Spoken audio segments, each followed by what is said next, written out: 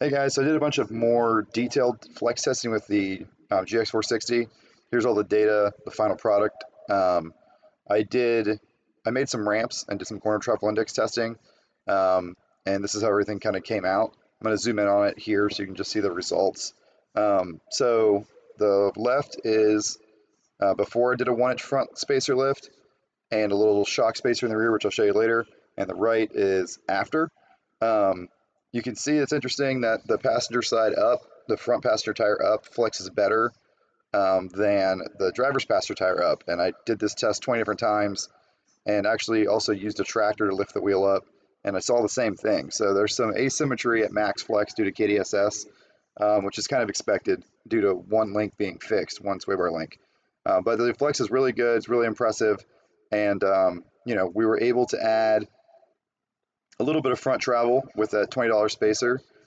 So you see up there, that last column on the right, the percent improvement in front flex and rear flex in total, with the driver's tire up and then with the passenger's tire up. So total with the driver's tire up, we got almost 5% improvement in overall flex. And with the passenger tire up, we got about 4% improvement in overall flex. And the reason for that delta is, again, there's some asymmetry at the sway bar. There's another chart you'll see in the video from when I use the tractor. The number's a little different because I was measuring from the control arm to the ground, so it doesn't account for the full flex. That's how I was initially trying to do it, and then I realized that I needed to use ramps because it was safer and I can get more reliable data about what each wheel was doing instead of just a total flex number. So it's kind of a long video, but there's a lot of good information here if you have a GX460 and you're trying to get some more flex out of it. So this chart's a GX460 versus a 2021 Tacoma. The front ends are really similar, except that the Tacoma doesn't have KDSS. And it's very clear here that the Tacoma doesn't flex nearly as well in the front. Less than half as much front flex, almost a third as much front flex. So yeah, that's the takeaway here. KDSS is awesome. It does have some asymmetric effects when you get to the full down travel. And in the rear, it does complicate lifting the rear and getting good flex out of the rear. You got to add some spacers. And a special track bar if you want to do, plus 2-inch extended travel shocks. Tinker's Adventure has a great video on that, his KDSS video. But really happy with the setup, and I think I'm probably going to eventually do the longer travel setup in the rear, and probably up front too, as I start adding weight to the truck and I need heavier spring rates and stuff.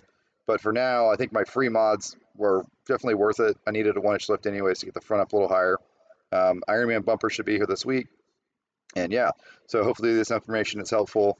And I did do this test a bunch of times and I got very repeatable data. So I think these numbers are good. What we're gonna do now is look at the bump stops, try not to get crushed. Also, I'm worried if it fell right now, it would slam into the tractor. So that's not great either.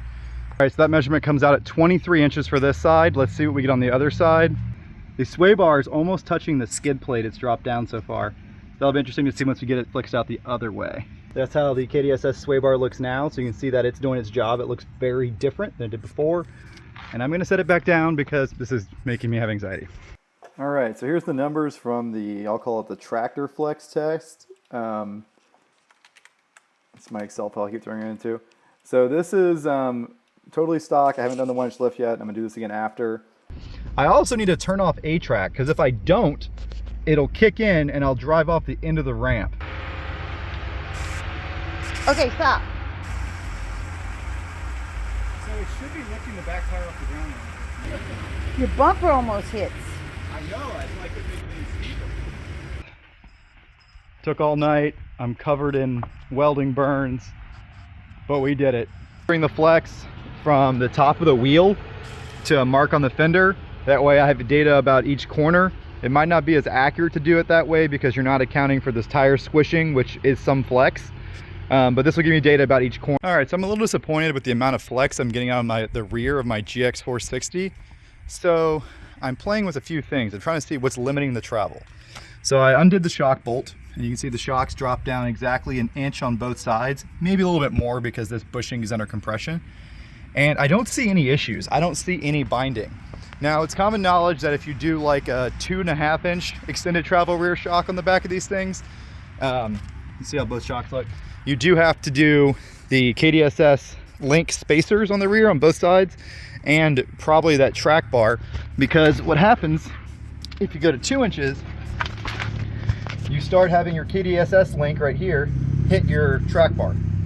But at 1 inch, everything looks pretty good. I'm gonna see if I can add a spacer down here, which I can, and just put a little shim there to use some more of the threads in the shock shaft to get a little more down. As soon as I go past 1 inch, this tire comes off the ground, and obviously the shock's disconnected.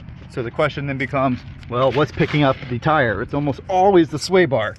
And if you look at the sway bar bushing there, you can see how it's getting pulled down. So the sway bar is limiting the down travel here. The axle all the way up. Watch how far down I can pull this shock.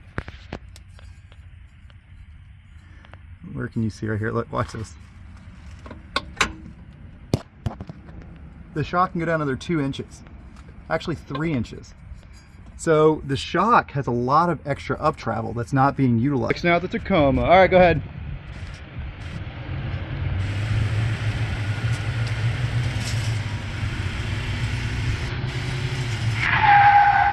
Yes! We're adding a about 0.45, just shy of ½ inch thick spacer on top of the strut. And due to the motion ratio on a Toyota, this is about in the middle from the frame to the ball joint, so it's gonna give it an inch of lift, but most importantly, an inch more down travel. And the factory bushing, oh, things feels nice and tight. So nice having something that's not beat to death.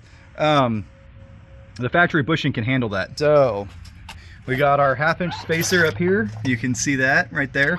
The factory nuts weren't the best, but I think there's enough thread in there. They'll be fine, just like that.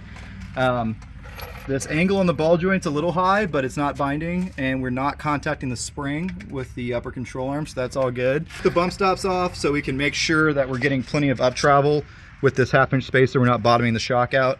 So basically we'll just flex it out, see how close it gets to the frame, take a measurement, and as long as that measurement is less than the distance from here to the bottom of the metal, we know that the bump stop will take the abuse and not the shock, and we're good to go. That's a really hard piece of rubber.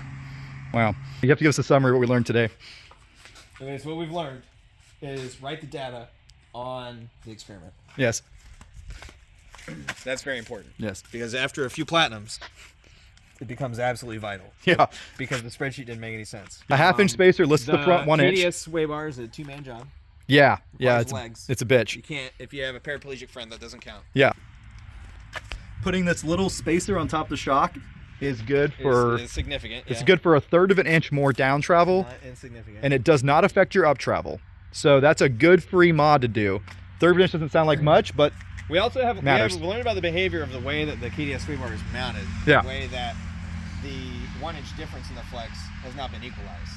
pretty good free mods. I'm calling them free because that spacer was 20 bucks. I'll put a link in the description. That was a washer in the back, and I'll go through the spreadsheet and give you the actual statistics on what % we gained. But honestly, it needed a 1 inch front lift just because the bumper scrapes on everything. We got exactly 1 inch lift, and it's not exactly level. Oh yeah, yeah, it's true. The flat numbers. Yeah, so you see these numbers here, 10.2 to 11.2, exactly a 1 inch lift in that side. And on this side, we went from 10.4 to 11.4, so exactly a 1 inch lift. Is that we essentially have it almost exactly a 2-to-1 ratio in terms of the suspension geometry. Oh yeah, the motion ratio. But not a 2-to-1 ratio in terms of droop due to the sway bar. Right, right. Yeah, the sway bars are a bit funky, but man, are they effective. So let me demonstrate that for you, John. You haven't seen this yet. So this mark right here is how far my GX drove up on the ramp. So it says L for Lexus. That's where the Tacoma drove up on the ramp. You're kidding. I swear. See the line? I put that T for Tacoma. T Lexus. That's like... But that's fake news though, because I couldn't see you when you were putting that I'm not taking any measurements because I've already done a Pioneer Flex video at great length with tons of measurements.